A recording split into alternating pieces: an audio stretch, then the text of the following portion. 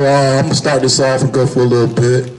Hezekiah from YAHAWAH'S camp. I'm going to say call, Halal, Yahawah, Ba'ashem, Mashiach, YAHAWAH'S. And we're going to keep this thing moving. I'm going to be short, so I'm just going to edify this wind and these trees. And whoever wants to come listen. All right, so start me off with, yeah, sure. Start me off with Revelations 2:9.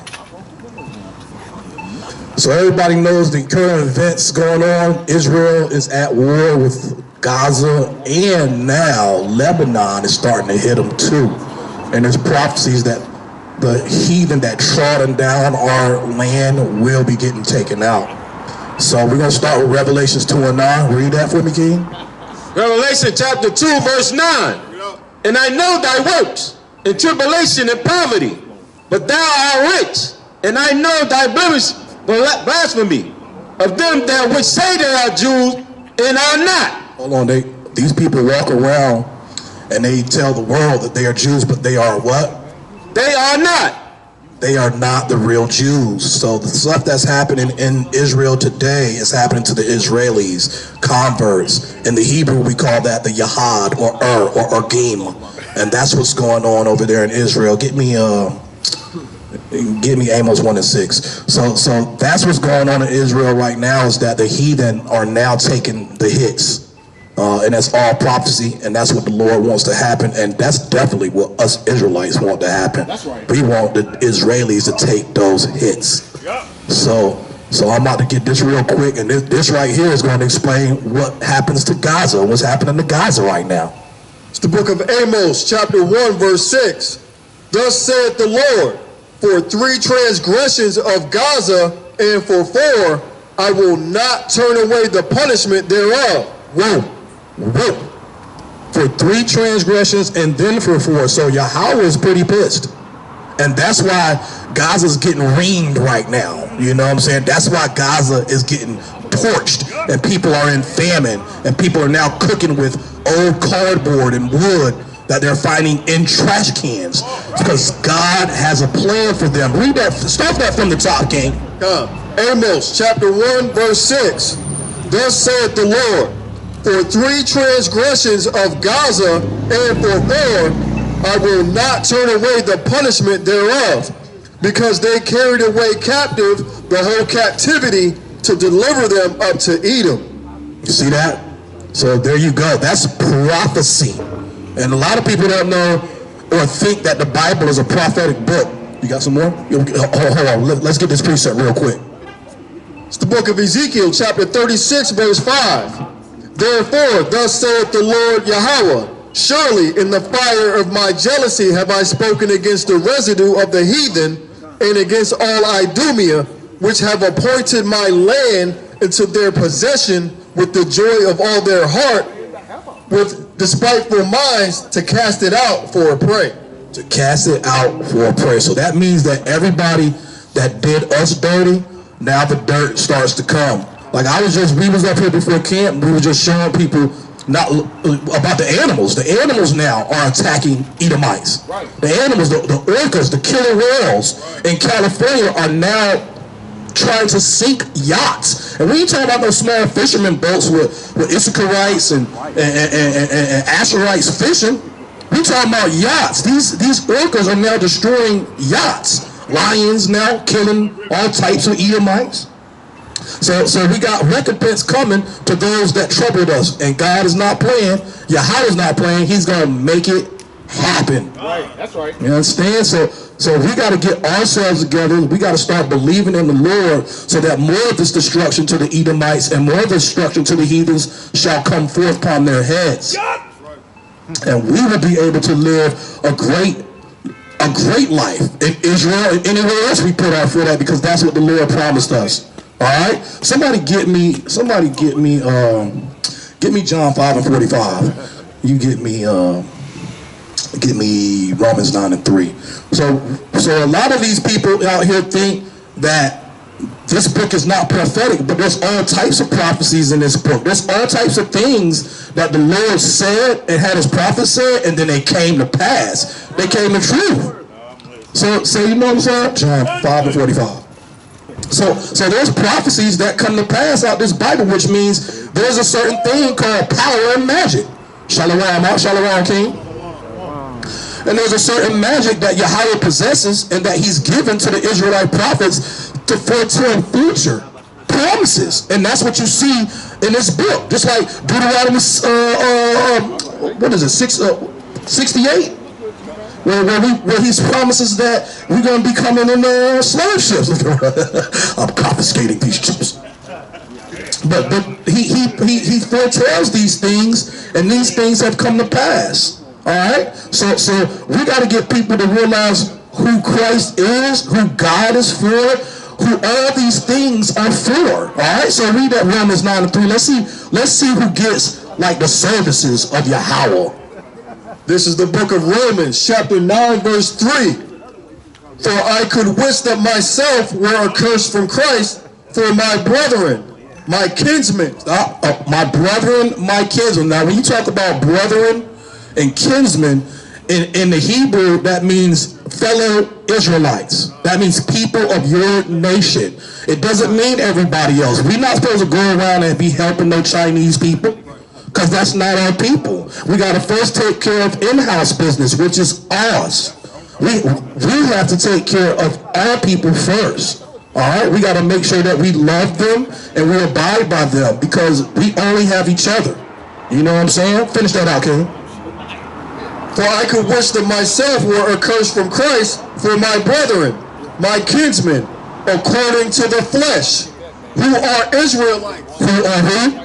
Who are Israelites? Who are the Jamaicans? Who are Israelites? Who are the Arabs? Who are Israelites? So we can't stress that out enough, is that the topic that Paul is pointing out to his brethren in Rome, because everybody thinks Paul is a Roman, which he is not. He's talking to people in Rome who belong to him, who are Israelites. Finish that out.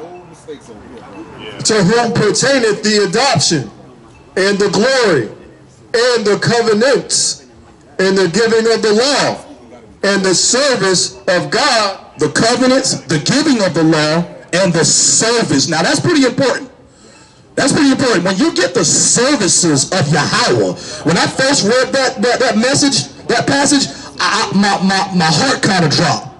Because that means that only these people, so let me the hand thing, only these people get the promises of the Lord Yahweh. And that's pretty important. To me, that's pretty cool. That's pretty smart, if you ask me.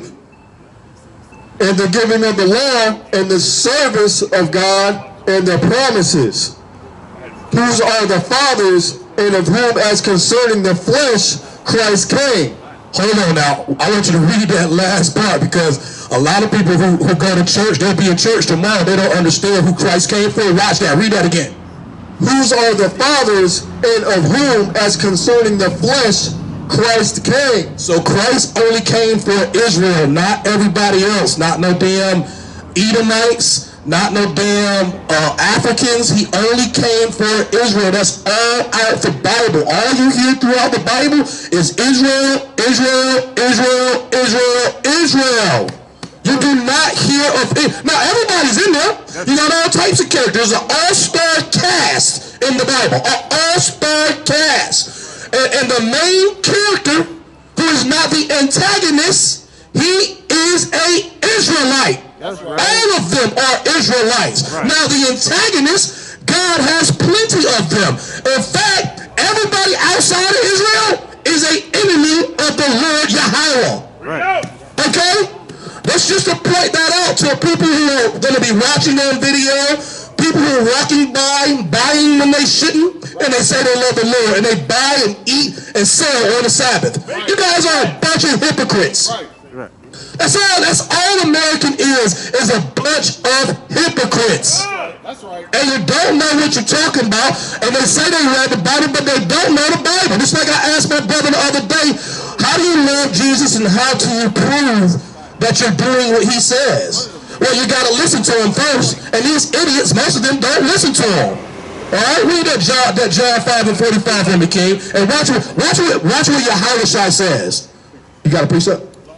Watch what Yahawashi says. John, verse 5. John, chapter 5, verse 45. Do not think that I will accuse you to the Father. There is one that accuses you, even Moses, in whom ye trust. Verse 46. For had ye believed Moses, ye would have believed me. Ho, stop. Like Jack Nicholson said in Batman with Michael Keaton, stop the process. Stop the process. Okay, because what Zion Gabor the Mighty King just read out is that you gotta believe on Moses and what he taught to believe on Yahawashi. So first believe on Marsha in the Hebrew, not Moses, Marsha, and then believe in Yahawashi. That's what Yahawashi is talking about. So Yahawashi was bigging up his uncle or his great-great-grandfather or his cousin. He's bigging up Israel. He ain't trying to bring no new things out here. There's nothing new on the sun. He's bigging up Israel. He said, yo, if you don't believe in Marsha, then how you gonna believe in me? Keep reading, finish that out. Right. But if you believe not his writings, how shall you believe my words? Verse 6. Chapter 6. Verse from the top. After these things, Jesus went over the seas of Galilee, which is the sea of Tiberias. Verse 2. And a great multitude followed him, because they saw his miracles. That's right. So y'all hear that? Because a lot of Edomites and a lot of us so-called Israelites will tell you where everybody hated Jesus. Everybody didn't like what he was doing. He didn't have no followers. What does Zion Gabor just read? After these things, Jesus went over the sea of Galilee, which is the sea of Tiberias. Verse 2. And the great multitude followed him. And a great multitude followed our big brother Yahawashi. Right. Just like we up here right now follow our big brother Yahawashi, he had followers back then. Right. He had followers back then. And look, his followers, I think there's one account where Peter chopped somebody off. Now that's a follower. Right. They won't let nobody try to come see it. You couldn't even get touched. You couldn't even get close to Yahawashi. That's like the so-called bodyguards or so-called celebrities today. Right. You couldn't get close to Yahawashi. Right. And if you did, you might get something cut. Right. You know what I'm saying? Finish that out. Because they saw his miracles, which he did on them that were diseased. Verse 3. And Jesus went up into the mountains, and there he sat with his disciples. Verse 4. In the Passover, a feast of the Jews was nigh. Verse 5. When Jesus then lifted up his eyes and saw a great company come unto him, he said unto Philip, when shall we buy bread that these may eat? You see that? You see that? And we still got a lot more ammo off that verse right there, people.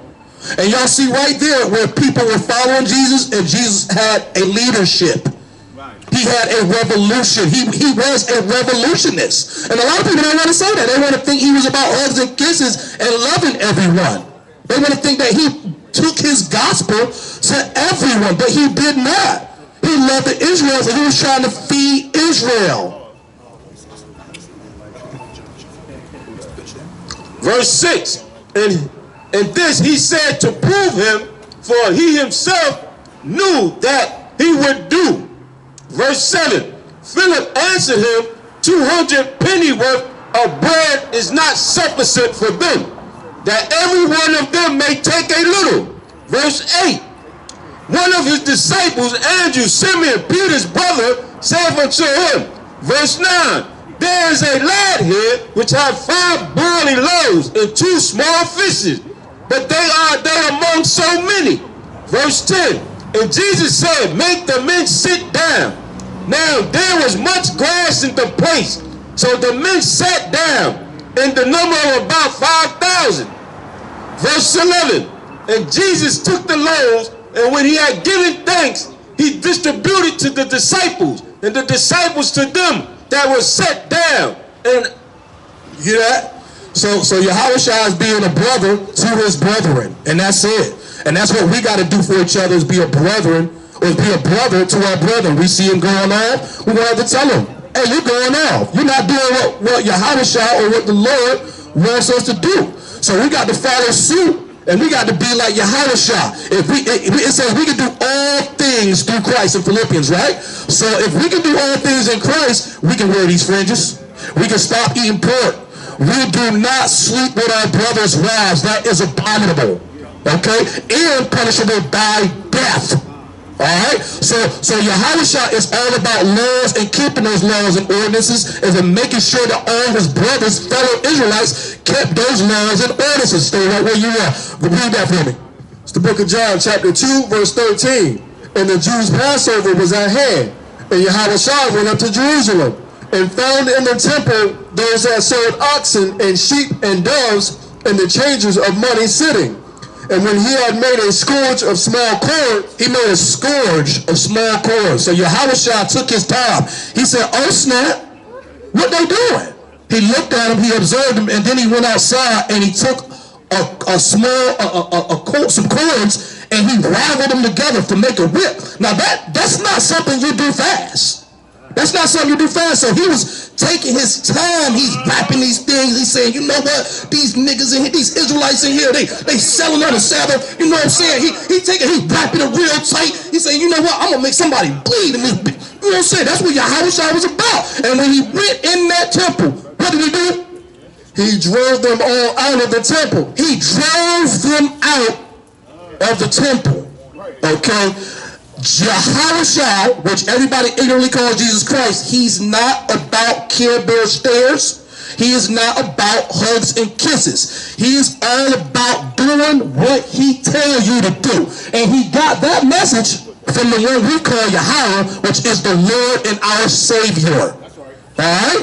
Yahawashi gets all his ordinances, all his commandments from the Lord. And if the Lord tells you not to eat pork, and if he tell you not to eat shrimp, you better do it. Or at least you better try to work towards it. You can't do it in one day when you hear this stuff, but you better try to make haste. You need to try and turn towards it and try to do it and try to fulfill these laws. Finish that up. He drove them all out of the temple, and the sheep and the oxen, and poured out the changers' money, and overthrew the tables. He overthrew the table, so that means he was beating their animals, and he beat them too. Right? That's just how passionate Christ was about the law. He was very passionate. He said, I'm gonna beat y'all because y'all are human beings, and then he beat their sheep and their oxen too. Which means he was not playing with them at all. Now we're gonna go right back to that. Go back to that. Verse 11. And he distributed to the disciples, and the disciples to them that were set down, and likewise of the fishes as much as they would. Verse 12. When they were filled, he said unto his disciples, gather up the fragments of the remain, that nothing be lost. Verse 13. Therefore they gathered them together, and filled 12 baskets with the fragments of the 5 barley loaves, which remained over above unto them that had eaten. See that? So once again, you see where he is being a comrade with his fellow soldier Israelites and his fellow brothers. He's helping them eat. He's teaching them how to do it. He's teaching them what to do and when to do it. That is Yahawashi. All right? That's Yahawashi, and that's how he works. All right? So we got to come back to these laws, and we got to start fulfilling these statutes and commandments that the Lord has gave us. And we can do all things through the mighty, powerful King and our Lord Yahawashi, the Mashiach. Anybody got a precept? No? Get me John 3 and 14. Because we're about to lead up to one of my favorites, John 3 and 16. That's my favorite. Everybody loves John 3:16, and I do too. I really appreciate it. All right? So, give me...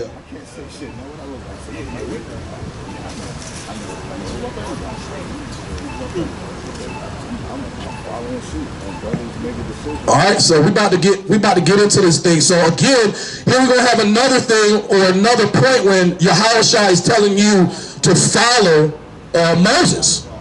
That everything comes from that first saving. All right, when Yahawashi or when Yahweh freed the Israelites from Egypt, who was their leader? It was Moses. It was Moses. Moses was the one who freed them, right? And Moses was the one who then went up into that mountain and got those laws and brought it back to Israel. All right? Read that.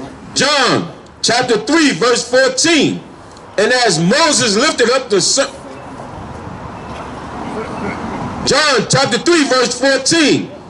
And as Moses lifted up the serpent in the wilderness, even so must the Son of Man be lifted up. So as Moses was lifted up in the wilderness, even so must the Son of Man be lifted up. That's YAHAWAH'S speaking to a person named Nicodemus, who was a Pharisee.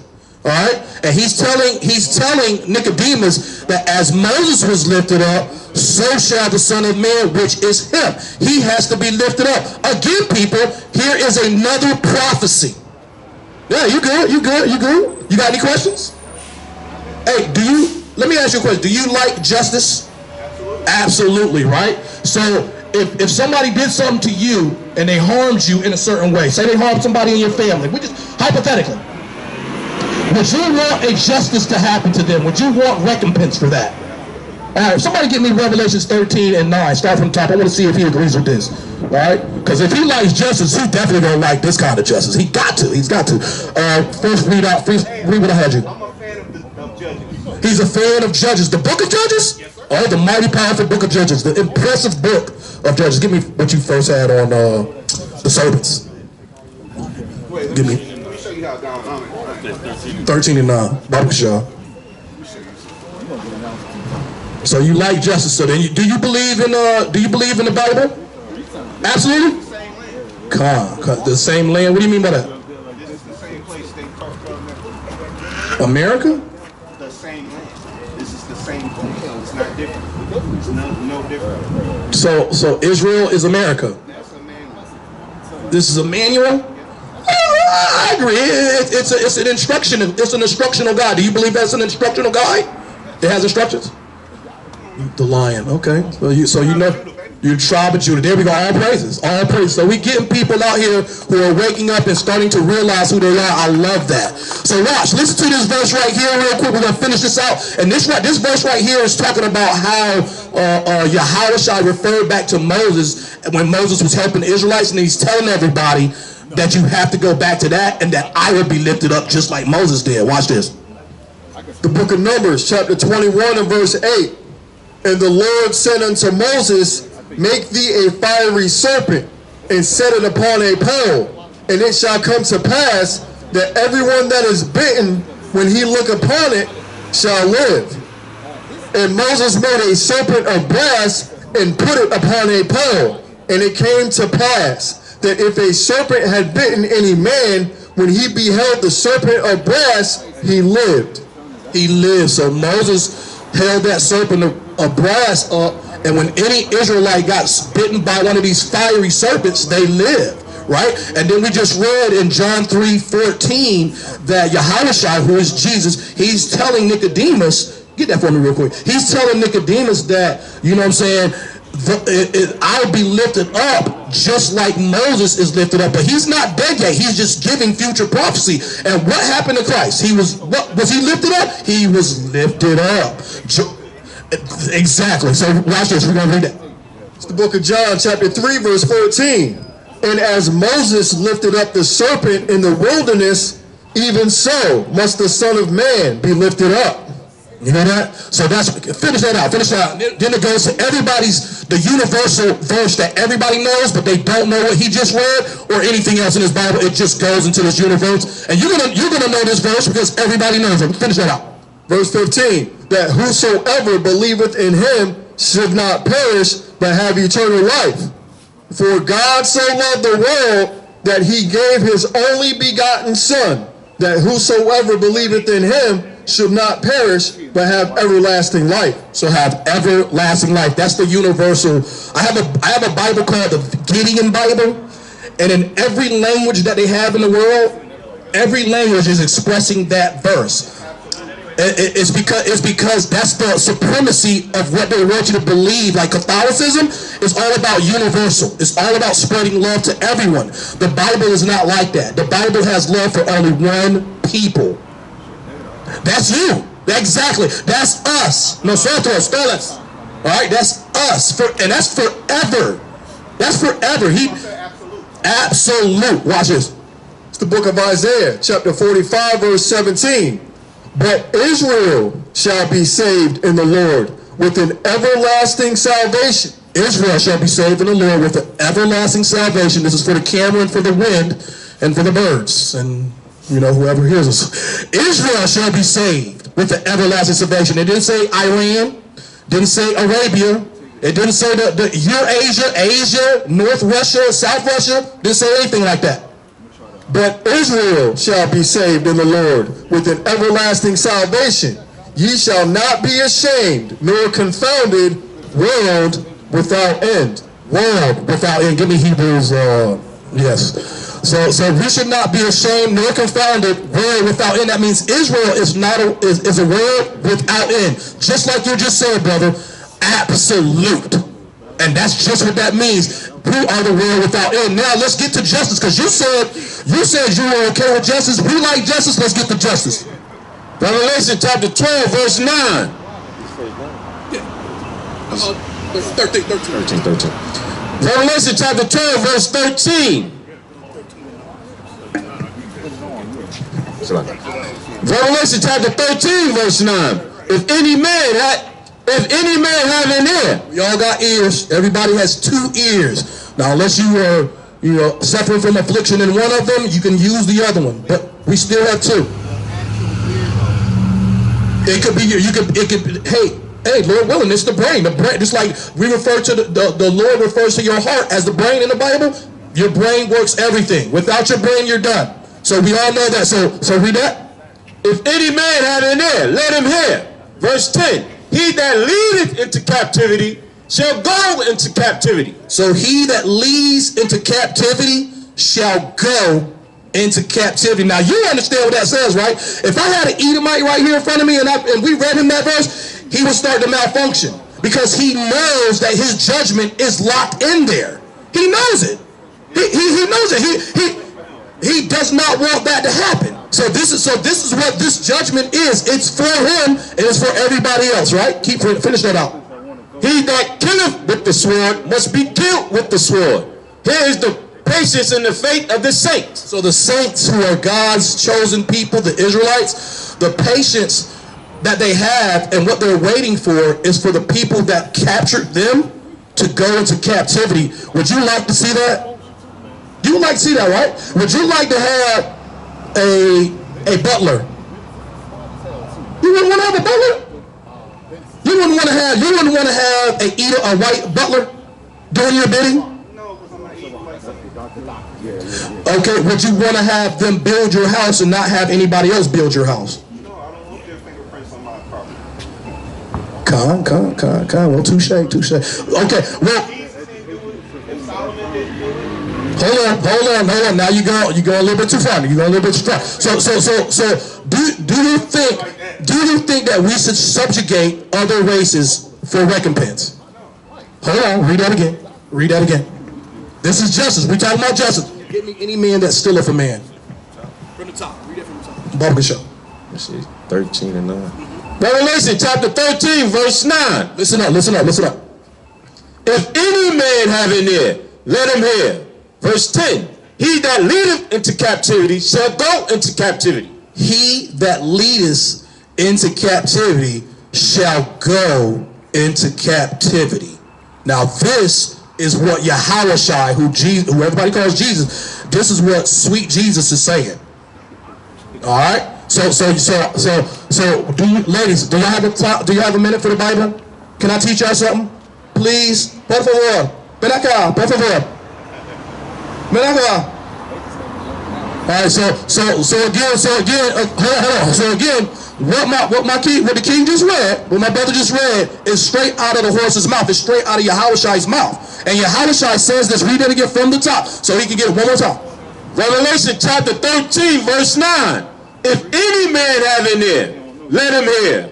Verse 10. He that leadeth into captivity shall go into captivity. He that killeth with the sword must be killed with the sword. Here is the patience of the faith of the saints. So again, Again, the saints of Israel, the Israelites, are waiting until YAHAWAH'S and Yahweh gives that word to put people who captured them into captivity to kill people who killed them with the sword. Is that justice to you, brother? Yes, but I think it's nuanced. How is it? Elaborate. How is that nuanced? Do we all agree that slavery is evil? Yes, we agree that slavery is evil. Okay, so on their behalf. So how do we then turn an evil act righteous? By following what the Lord just said. The Lord just said all the saints are patiently waiting for this to happen. Hold on. Read what you got. Read what you got. This is the book of Exodus, chapter 21, verse 16. And he that stealeth a man, he that stealeth a man. You heard what he said, right? And he that stealeth a man. Now watch what this is alluding to. Watch what this is alluding to.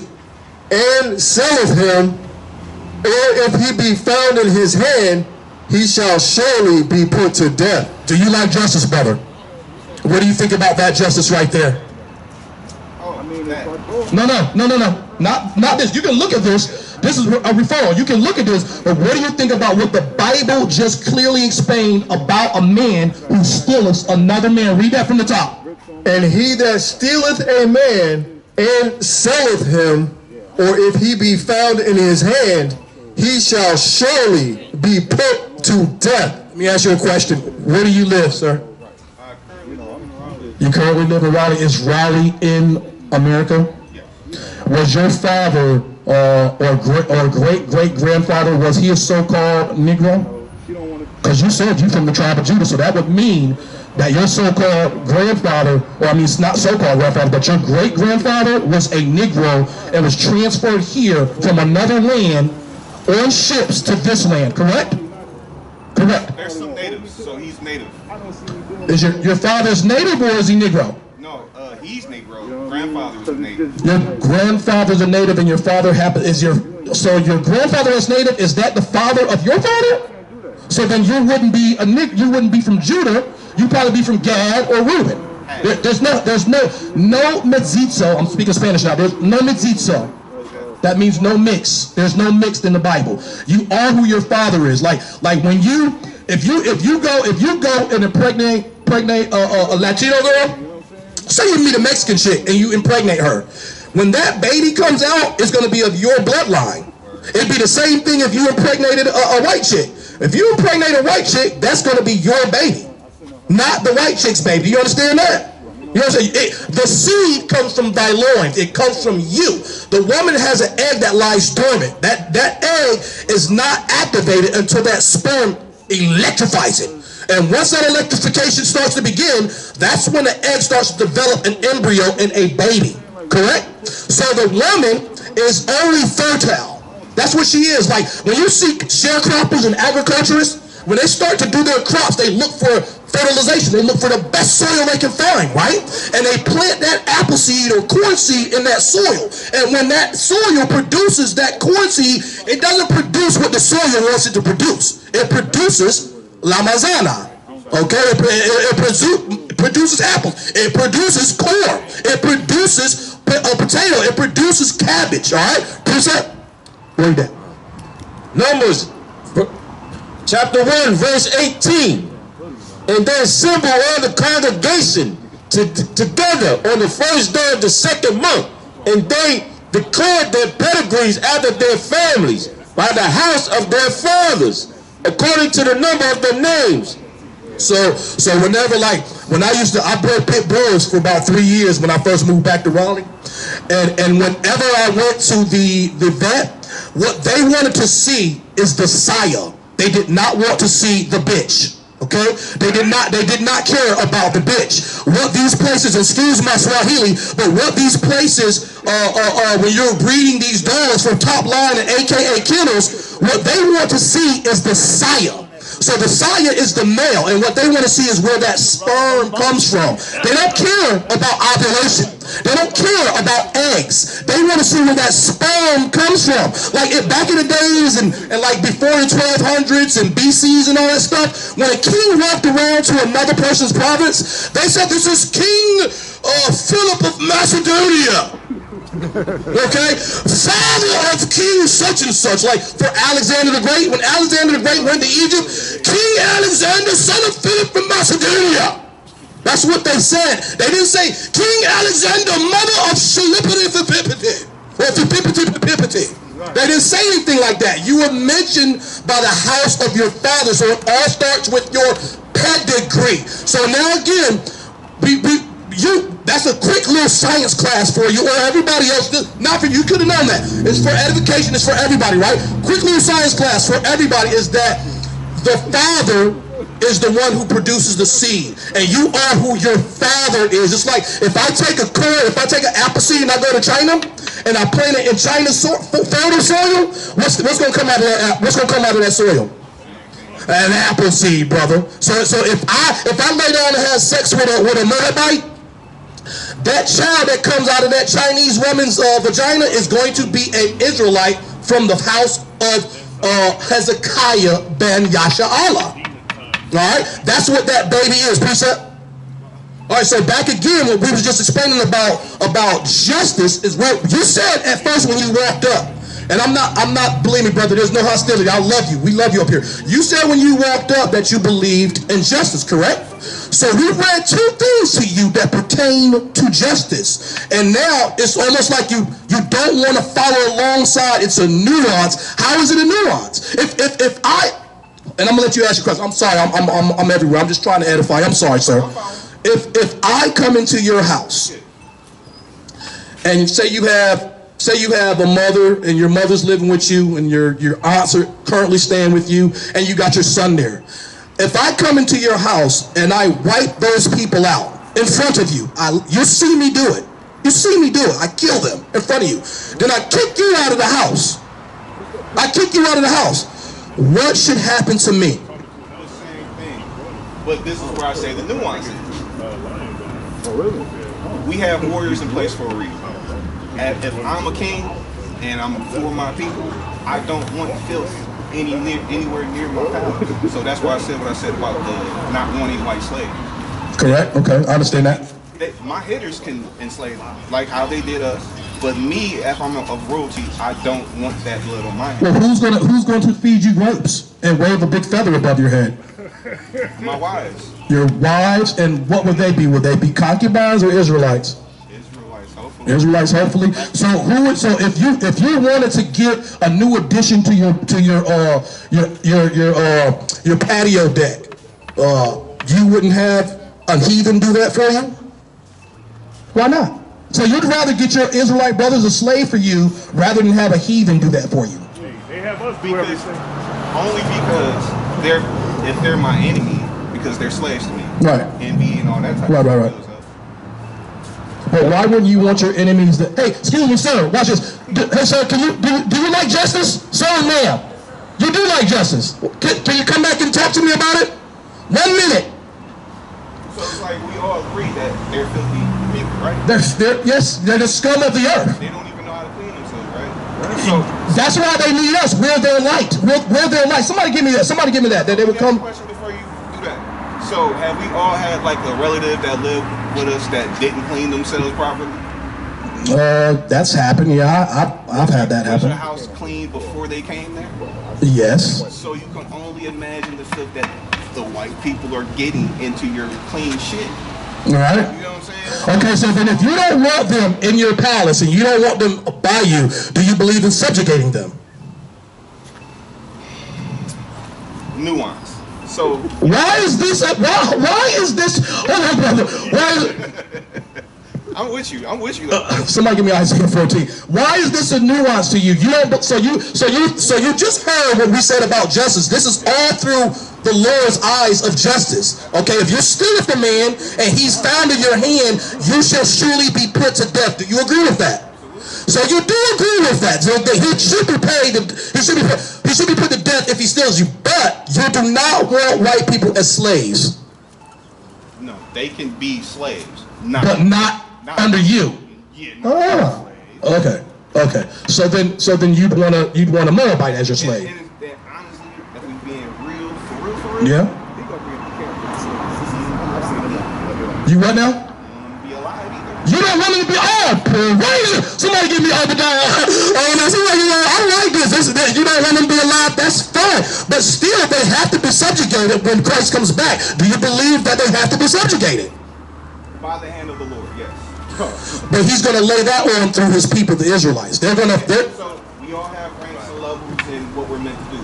Right. As you are the speaker, you are protected by the protector. Correct.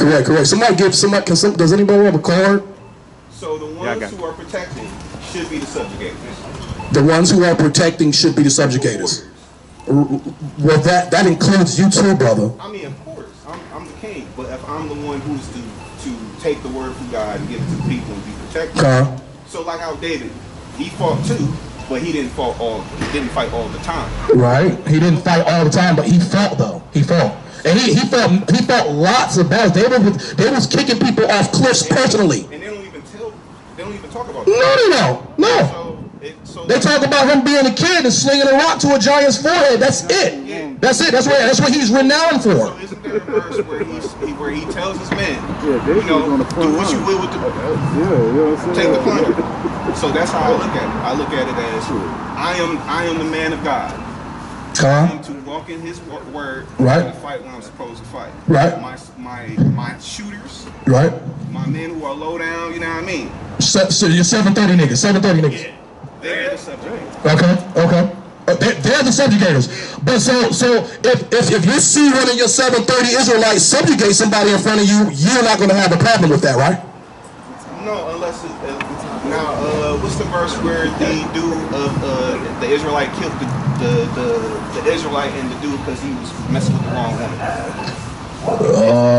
That was an account that happened with David. David had somebody killed so he could have sex with their wife. That's adultery. No, not that one. Not them? It's right after they got to Canaan. So it was someone who was of the Israelites saw an Israelite with I think a Moabite woman, and it was not going the way it should have been, and he killed them both with a spear. Phineas. Yeah. Well, that person was trying to get in the temple with his wife, and Phineas thrust him through with a spear as he should. So that's what I'm saying. When you have that kind of animal around your camp, animalistic things happen. So I believe that you should have a type ship and have levels. So if my shooters are who they are, I already know what they're capable of. I know how far they're going to go. So that's why they should be the subjugators. Me, I should have the word of God in knowing and identifying each of my men and what they're capable of. And I should be willing to spare them. Spare who? My men if they get wrong. Okay. So it's a hierarchy, but a righteous one. Now, all right, so elaborate and tell me what the nuances is of Revelations 13:9. So what it says every man has an ear. Anybody that leadeth into captivity shall go into captivity. Do you understand and believe that? Yes, eye for eye. Lie for lie. So you know. Eye for eye. So you think and you know that the white man who led us into captivity, they should go into captivity, right? Okay, but they're war criminals. come on. That's exactly, they're war criminals. So you do believe that they should be subjugated, but you yourself personally, you don't want to subjugate because you're saying that you'll have people. There's levels. There's levels. The king's hand should not be just as filthy as his warrior's hand. I mean, if the king is going to have to learn how to get dirty. The king is the one who the soldiers look up to. No, absolutely. That's what makes him the king. The king should be able to work. Sister, come to this word, please. Just give me one Bible verse. Come on, let me get you one Bible verse, and then you can walk off. Come closer. We're not gonna bite, not unless you bite. You bite, we gonna bite. All right. Let me give you one verse. Give me Deuteronomy 7:6, and then you can leave. We don't want to hold you. I just want to give one verse for you. See if you ever heard it. You go to church? You do go to church. See if you heard this verse here. It's the book of Deuteronomy, chapter 7, verse 6. For thou art an holy people unto the Lord thy God. He said, thou art a holy people. Now, to give you context, Deuteronomy 1 starts off and it says, speaking to the children of Israel. So this is for Israelites, right? And this verse starts off and says, thou art an holy people. Thou art a holy people. Holy in Hebrew means kodash, means separate or set apart. That means that's it. That's what holy means. Holy doesn't mean It don't mean that. It don't mean that. All right, King. Hey, good talking to you. You got the card, man. Look up that information, man. Are you able to be contacted? Yeah, I can be contacted. All right, yeah. All right, come on in next weekend, King. All right, so listen to this. We're gonna finish it up for you. For thou art an holy people unto the Lord thy God.